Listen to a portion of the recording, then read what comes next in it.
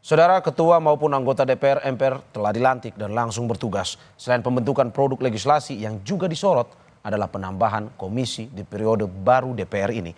Lalu bagaimana komposisi komisi yang akan dibentuk di DPR periode baru ini? Kita langsung bergabung dengan jurnalis Kompas TV. Ada Cindy Permadi di gedung DPR Jakarta. Cindy, selamat siang. Sebelumnya muncul wacana penambahan komisi di DPR untuk mengakomodir kemungkinan penambahan kementerian di kabinet Prabowo Gibran. Lalu bagaimana isu ini bergulir di DPR? Apa tanggapan para fraksi-fraksi?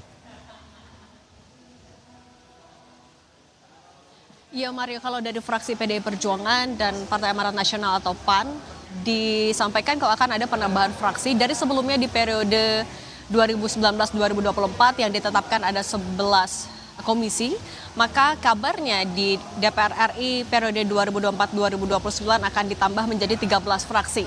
Yang kalau menurut PDIP dan PAN ini sudah direstui oleh semua fraksi di DPR RI. Memang penambahan jumlah komisi ini dibahas oleh DPR setelah adanya revisi Undang-Undang Kementerian Negara yang tidak lagi membatasi jumlah pos kementerian di 34 pos. Tapi berdasarkan atau menyesuaikan dengan kebutuhan presiden nantinya, yaitu adalah presiden terpilih Prabowo Subianto. Dan apalagi kita tahu sudah santer dikabarkan kalau Prabowo Subianto akan menambah jumlah pos menterinya di atas 40 kementerian, bahkan mencapai 44 kementerian. Sehingga penambahan ataupun juga penyesuaian jumlah komisi ini terus dibahas dan juga digodok oleh DPR RI. Tapi untuk jumlah pastinya 13 itu betul atau tidak, kemudian bermitra dengan siapa saja lembaganya, ini baru bisa diketahui ketika di rapat selanjutnya yang kabarnya atau diinformasikan akan dilaksanakan pada pertengahan Oktober 2024. Ketua DPR RI Puan Maharani sudah menyebutkan kalau sebenarnya penetapan komisi baru bisa dilakukan kalau DPR juga sudah mendapatkan kepastian soal peta komposisi kabinet Prabowo Subianto dan Gibran Rakabuming Raka nantinya. Tapi demi mengejar efektivitas kerja, Puan menargetkan kalau penetapan komisi atau alat kelengkapan DPR ini sudah bisa dilakukan sebelum pelantikan presiden dan wakil presiden terpilih, artinya sebelum tanggal 20 Oktober. Tujuannya adalah ketika nantinya presiden dan wakil presiden terpilih sudah dilantik, sudah resmi menjabat, maka komisi di DPR bisa langsung bekerja sesuai dengan tupoksinya masing-masing.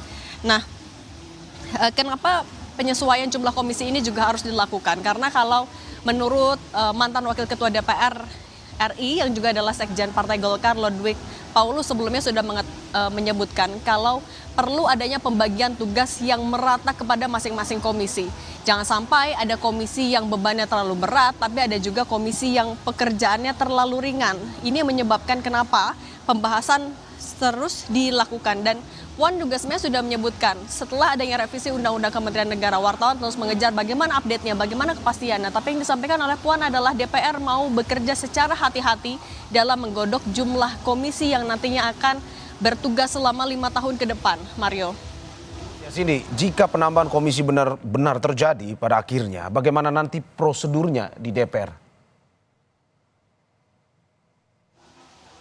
Ya Mario, kalau kita merujuk kepada Undang-Undang MD3, ini saya bacakan sedikit, kalau komisi dibentuk DPR dan merupakan alat kelengkapan yang bersifat tetap. Ini jadi alasan mengapa tadi Puan Maharani ingin dalam penggodokannya dilakukan secara hati-hati, menyesuaikan dengan jumlah pos kementerian dari Prabowo nantinya.